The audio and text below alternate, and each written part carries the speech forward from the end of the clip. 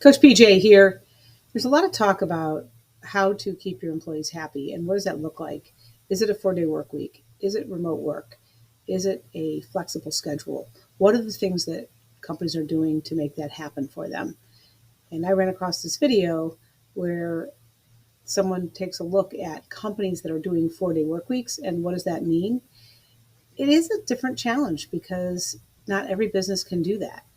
And let's see how these businesses are doing it and making it work. These three companies all have one thing in common. Most of their employees only work 4 days a week. They're part of a growing number of businesses and governments around the world embracing the 4-day work week, something that was considered radical just a few years ago. The COVID-19 pandemic appears to have sped up adoption of a shorter working week, with workers increasingly demanding a better work-life balance. It's been a game changer for the 4-day work week movement. A lot of managers now, since moving to remote working, have got much more sophisticated ways of measuring productivity, performance, output. So they're much more focused on quality of output rather than quantity of hours. The pandemic has brought on this great resignation, this incredibly competitive labor market. So a lot of employers are turning to the 4-day work week as something that could potentially give them a competitive advantage when it comes to recruitment and retention. So what can we learn from the companies and workers that have taken the plunge? My first stop is London-based independent board game creator, Big Potato Games. They first started trialling the 4-day working week in 2019 and made it a permanent fixture the following year, writing it into employee contracts. Let's find out more. Tell me about what inspired you to trial a 4-day working week. It wasn't actually my idea or my partner Ben's, it was our other partner Tris. He'd read this article about a company in New Zealand who'd done it and it'd been wildly successful. And he first proposed it to us and we were like, no, that's crazy. Like, how would that ever work? And he's like, no, read the article. And we read it. And by the time we got to the end, it seemed like a no-brainer. Big Potato, which was founded less than a decade ago, says revenue rose 350% since the shorter working week was introduced. In 2021, Big Potato generated a group revenue of £12 million, having sold more than 10 million games across 32 markets around the world. But with a relatively small team of just 40 employees, operating on a 4-day week can become challenging during busy periods. For Big Potato, that's the run-up to Christmas. You've got to have a degree of flexibility in certain roles within the company. Our customer service team are phenomenal, but they work on a different pattern and they work on contract hours. So they have a slightly different setup to some of the full-time employees. We need to make sure that our customers have always got customer service sort of representation there. So that's just never going to work with a 4-day week. Also, there's a unwritten understanding amongst everyone who works here is if I'm a designer and I have a deadline, I'll do it on a Friday if I have to. Marketing will do a photo shoot on a Friday. So there's a good mutual respect amongst all the different teams that every now and again you're just going to have to chip in. And it might be on a Friday and that's all right because it sort of levels itself out across the company over a year. And Big Potato is keen to keep a shorter week in place. It's that little thing that I love being able to tell people, yeah, we pulled off a 4-day week because it's something lots of people would love to have. And I hope more people will do eventually. It's made a massive difference. I mean, everyone is so busy all the time. Everyone's got loads of things going on. So it's just that extra day that you can get things like life admin done. You can just enjoy your weekend. My next stop is Edinburgh. So we're going to stop there and let's talk about what she's got going. So she's talked to a company called Big Potato, and the biggest thing to take away is culture. They have a culture that they've been building at this company, and the culture is one of mutual respect, of chipping in, of doing what it takes to get things done when there's crunch time. And that doesn't matter whether you're working 4 days or 2 days or 5 days or 6 days. If the culture is that we have a 4-day work week, but that's not the only way to work, is that sometimes you have to work on those other days, then that's a cultural thing. It also means they're probably salaried, which means that they're getting paid to get a job done. And in general, it's a 4-day work week, but there's exceptions. So that's a big thing. Early on, the guy mentioned productivity, is that they really need to make sure they're measuring productivity and that everybody has a way to understand whether or not they're producing or the outputs are what the expectations are. So those are big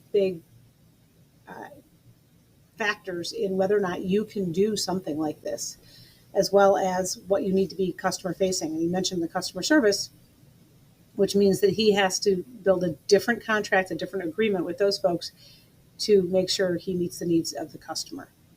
Let's keep watching and see some other companies. Based food and drink marketing agency Lux.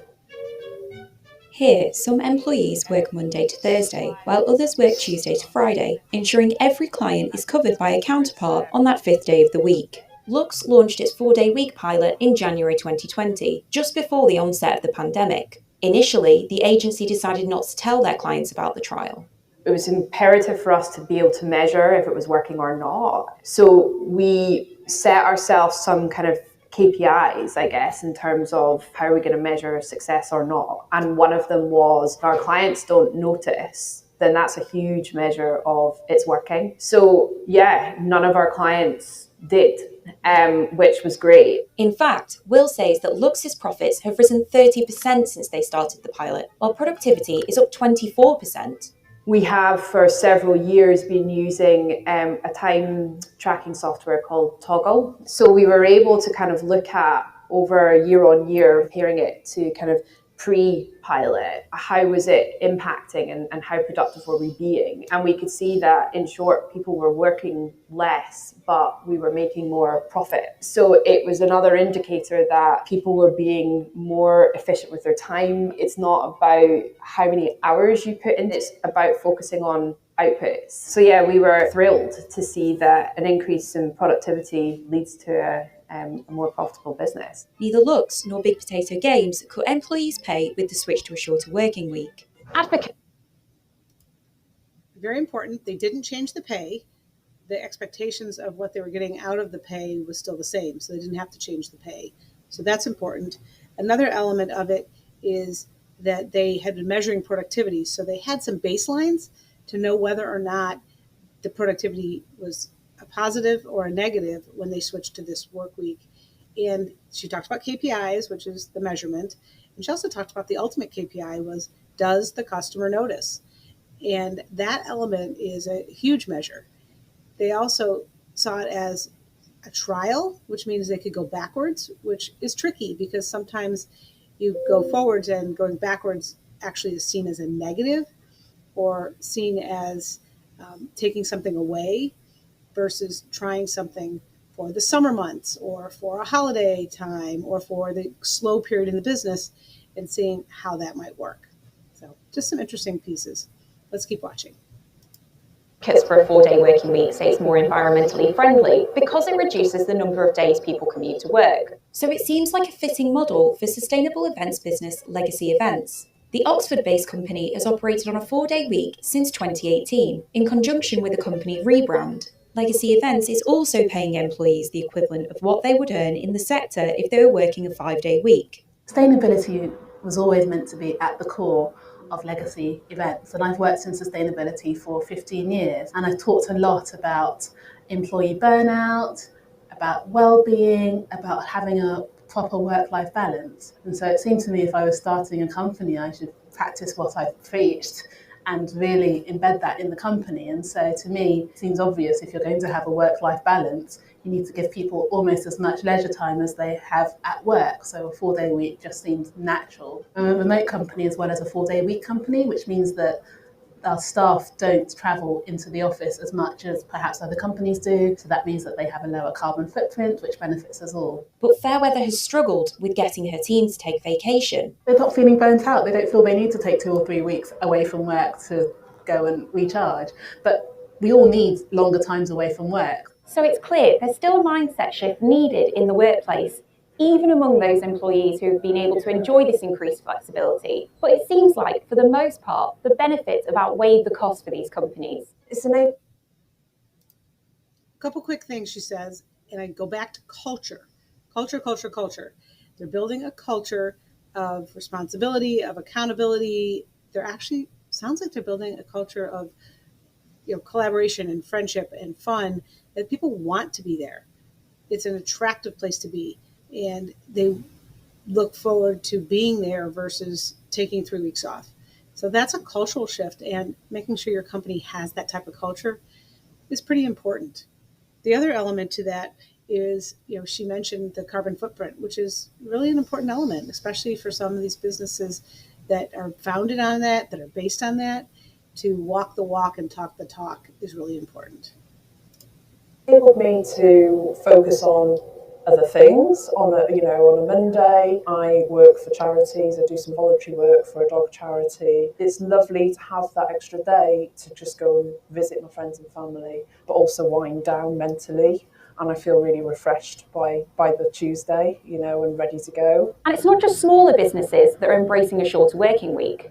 Consumer goods giant Unilever has trialled a 4-day working week in New Zealand, while Microsoft tested it out in Japan for a month. Iceland's long-running trial of shorter working hours between 2015 and 2019 was hailed as an overwhelming success. And one report in the same year found 86% of Iceland's working population either work shorter weeks or now have the right to. An even bigger trial kicked off in the UK in June, with 71 companies and more than 3,300 employees signed up to test a 4-day week over 6 months. Alex Sujung Kim Pang, who wrote a book on productivity and shorter working hours, pointed out in a recent report that there's a historical precedent. As early as 1922, the Ford Motor Company experimented with reducing the working week from 6 to 5 days, and it became a permanent policy 4 years later in 1926. So could we see the 4-day working week become the norm in the next 5 years?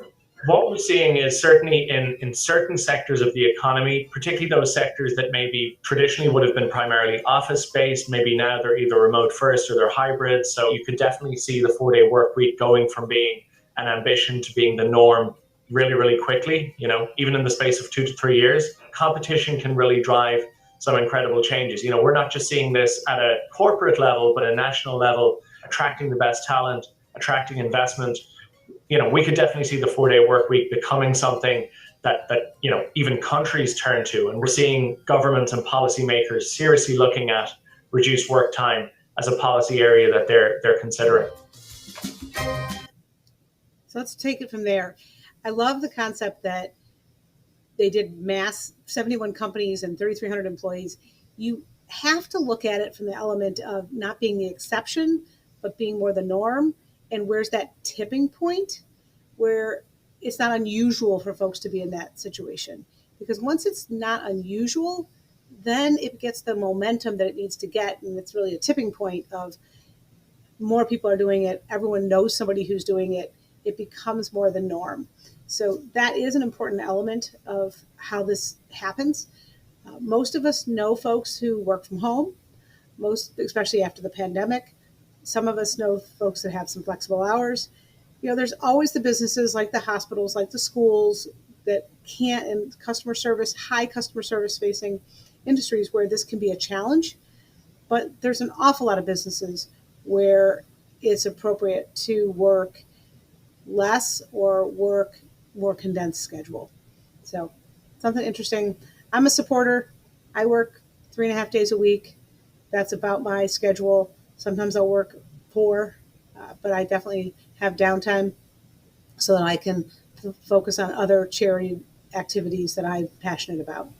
If you like what I talked about today, like, comment, subscribe below. If there's a video you'd like me to react to, also put that in the comments below. If you want to explore your own 4-day work week, let's get together for coffee. Let's jump on a Zoom. Or if you absolutely know this is something that you want to get started, let's meet and talk about your business, dive deep, and build a plan for how you get to go forward. Your Business Profit, helping you get the business you deserve. Until next time.